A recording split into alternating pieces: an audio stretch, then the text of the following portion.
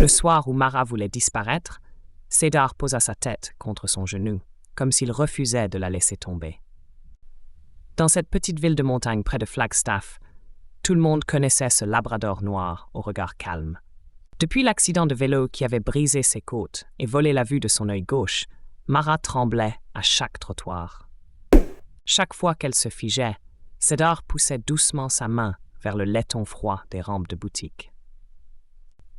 Il attendait qu'elle respire mieux, puis avançait d'un pas lent, avec cette patience tendre que seuls les chiens savent offrir.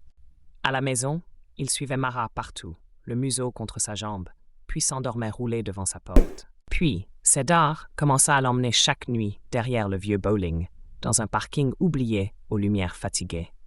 Là, des voisins faisaient courir des drones lumineux dans l'air noir, pendant que Cédar guidait Mara jusqu'au bord du terrain.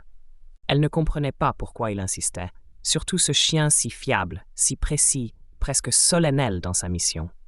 Le pire soir arriva, l'anniversaire exact de l'accident, et Mara s'effondra au milieu du bitume, incapable d'avancer davantage. Cédar revint vers elle, colla son épaule contre sa hanche, puis recula d'un bloc, comme pour l'inviter encore. Alors, elle vit le quartier entier rassemblé sous les lumières, mains jointes, regards mouillés, silencieusement prêts à la porter.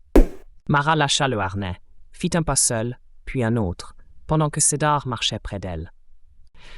Quand elle traversa enfin l'allée entière en pleurant, tout le monde comprit qu'un chien peut rendre bien plus qu'un chemin.